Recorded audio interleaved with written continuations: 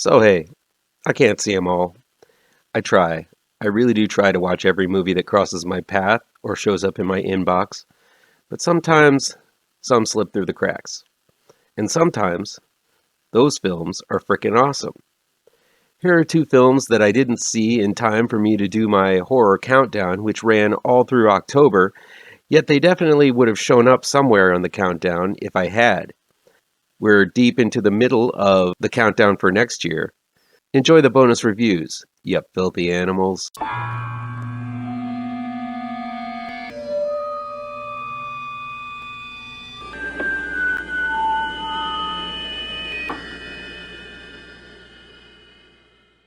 Welcome back to ML Miller Frights. I'm ML Miller. Before we begin, please do me a favor and punch that like button down below. Share this video with all of your social media addicted pals. Click subscribe to this channel and ring that bell for notifications. SISSY is streaming on Shudder. It was released on September 29th, 2022. It's directed and written by Hannah Barlow and Kane Senes. Cecilia, played by Aisha D., copes with a troubled past and has grown to be quite a successful self-care influencer, practicing what she preaches in order to get through life's day-to-day struggles. But a chance encounter in a drugstore reunites Cecilia, who used to be called Sissy by her friends, with childhood bestie Emma, played by Hannah Barlow. Anna is about to get married and invites her long-lost best friend to join her on a vacation weekend in the countryside. Unbeknownst to Cecilia, this vacation is at the home of Sissy's childhood rival, Alex, played by Emily de Margaretti, who still literally bears the scars from their last encounter. What ensues is an ungluing of a mind that is barely hanging on and hinges on an addiction to social media. As I was watching Sissy, I flipped and flopped between this being either the most tone-deaf film I've ever seen or a spot-on farce of today's social media-obsessed and social judgment-fueled society. It depicts a typical YouTuber whose message is not the deepest, but still has good intentions, and adds on the pressure on all sides until she cracks. Surrounding her is as diverse a cast as you're going to get. There's the lesbian couple, the stereotypical media-obsessed Asian gal who hangs around with the stereotypical gay guy who also happens to be handicapped, and both are wildly addicted to reality shows, of coursies. And finally, there's the vapid starlet with insecurity issues. All of them come together on the same trip and act like besties when it's doubtful a group this diverse would even give each other the time of day in the really real world. Sissy finds herself having to confront some pretty heinous things she did in the past, things she has basically blocked out and attempted to move on from without, dealing with them head on. The group is constantly talking about social status, canceling others, group gossip, and all of the shallow stuff people with no real personality of their own seem to fill the space between their ears with. At the half-hour to 40-minute mark, I found myself saying, I can't take these people anymore. And then saying, this has got to be a setup for a joke. The filmmakers cannot be this vacuous. Turns out the filmmakers weren't. At about the 40-minute mark, the shit really hits the fan, and what at first felt like a glorification of social addiction and all of its annoying accompanying aspects turns into an unrelenting commentary on that kind of culture. All of the vacant stuff I mentioned is just fuel used to light a bonfire of ire toward mostly everyone in the cast.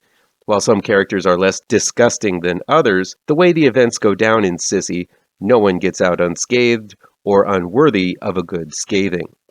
Sissy quickly becomes a wonderful satire of social addiction and every ugly, empty thing wrong with it. The insanely cool thing about Sissy is that the audience are made privy to Sissy Cecilia's sequence of major blunders as they occur. They're witness to why these horrifying and gory things keep happening, giving us some insight into the situation and thus some sympathy for someone who we really shouldn't be caring about. To add even more relevant depth to the film, everyone who isn't aware of what is happening behind the scenes rush to a snap judgment just as people do in social media. So we're giving a twofold view of the action and the snap reaction all at once. It's a wonderful way of commenting on cancel culture and those who fall into it, rushing into judgment before even knowing the facts. What I thought was a brainless phone-addled viewpoint actually morphs into something quite ingenious and impactful. It helps that Aisha D depicts the truly bent sissy, Cecilia, in a genuinely sympathetic way, who falls into this comedy of horrors without really understanding what she is doing or how to get out of this pickle. D depicts Cecilia as barely holding on to her own sanity, and while you're rooting for her to keep her wits, I couldn't help but cheer as terror befalls these awful people around her. But then again, D isn't afraid to put Sissy, Cecilia, into a very unflattering light by playing a character that you shouldn't be rooting for. The only thing I have seen D in was the Nowhere House season of Channel Zero, but as decent as she was in that series, she's grown into quite a memorable actress here as Sissy. The rest of the cast is great at playing people I want to see meet their end. There's a catharsis to that, and seeing how great it felt seeing these shallow, judgmental assholes get their comeuppance makes me salivate at what slashers like Jason will be doing to these types of people if we ever get to see a new Friday the 13th. Until then, Sissy is a worthy substitute. Bite your lip and chug past the cringy first 30 or so minutes so you can see these horrible people get what's coming to them for the rest of Sissy. I promise, you'll get a kick out of it and marvel at how much of an intelligent cautionary tale this seemingly pretentious movie actually evolves into. Resurrection is streaming on Shudder. It was released on August 5th, 2022. It's directed and written by Andrew Semans. Rebecca Hall plays Margaret, a tightly woven, middle-aged career woman and single mother of a 17-year-old. She tries to be the best mother she can be and is concerned about her daughter Abby, played by Grace Kaufman, leaving in the fall for college. She runs hard, she works no nonsense, and hooks up with a coworker for meaningless sex when she has the urge. But Margaret has a deep, dark secret she's been hiding since she was a teenager. That secret emerges from the past when she sees David, played by Tim Roth, seemingly by happenstance at a business seminar. After that, she sees him at the mall, and then at the park. And finally she confronts David, which causes her intricately crafted shell of a life to crumble in upon itself. Now she must find some way to combat her personal demons, demons that seem to be easily manipulated by David simply by his presence, for the sake of her daughter and her own sanity. Resurrection is a deeply character-driven and emotionally rich film about one very unwell woman manipulated by a sadistic man. I don't want to get into the gory details. Rebecca Hall does a fantastic job of unloading her truly traumatic and heinous story in a monologue that is downright Oscar-worthy. While some of the details of her story seem fantastical, Hall as Margaret illustrates how a seemingly sensible mind could believe the terrors that David unleashed upon her are true. This is a story that's not going to be for the faint at heart. There are those who are going to want to turn off the film when Margaret reveals her story, but if you do so, you're going to miss two of the best performances you're going to see in a psychological horror movie this year. I guess the term gaslighting has been tossed around while discussing Resurrection, as it is about an older man taking advantage of a younger woman. While that term has only just become in fashion due to the Me Too movement, I guess it's been around for ages. Still, it's basically one person taking advantage of another person. One might want to fixate on the ages of the two people involved, with one, Margaret, being a teenager at the time, and the other, much older, David. But I think to do so only brings a disservice to the mature and layered performances both Hall and Roth give to Resurrection. This is not a story of a girl taken advantage of by an older guy.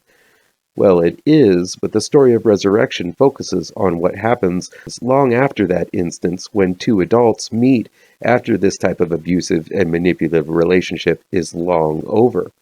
It focuses on the long-lasting effects a relationship like this has on future relationships.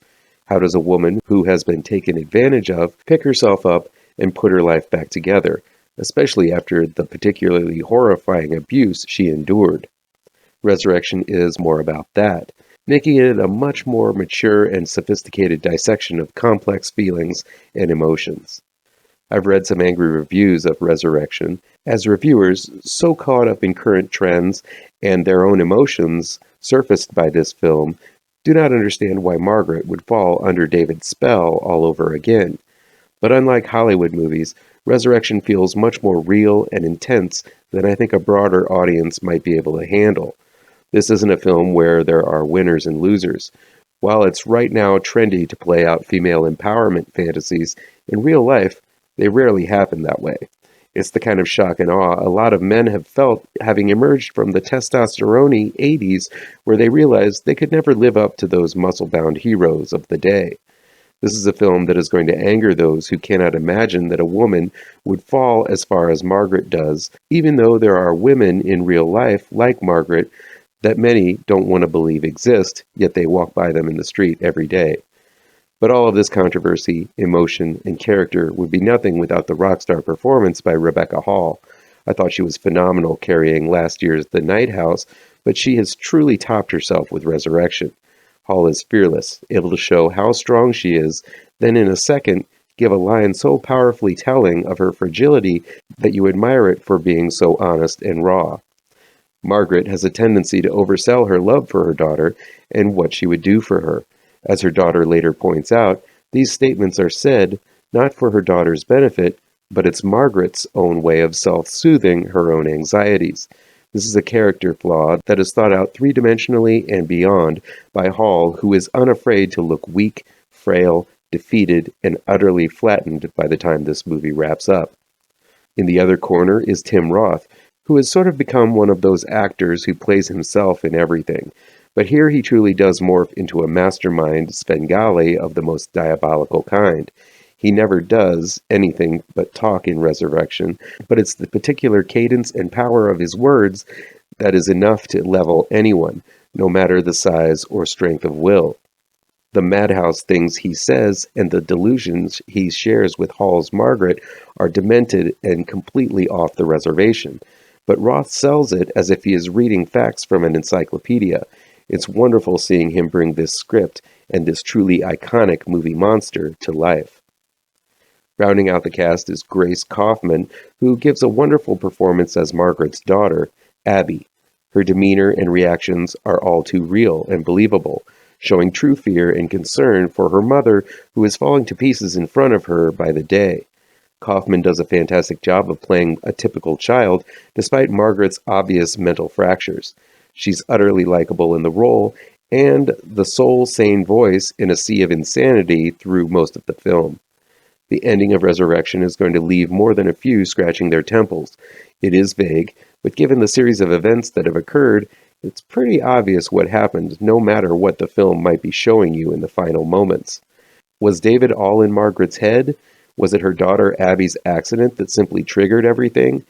Most of Margaret and David's scenes are solely between the two of them, though there are a few where another person seems to acknowledge him, which I think was a mistake, as having the question as to whether David was real or not only adds to the psychological fuckery going on.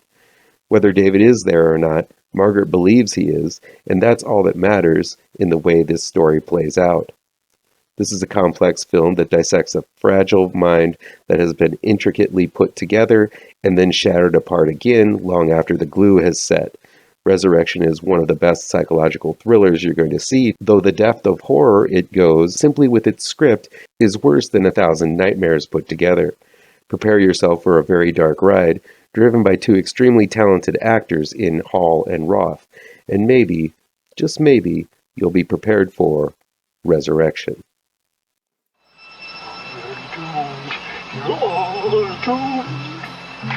You're doomed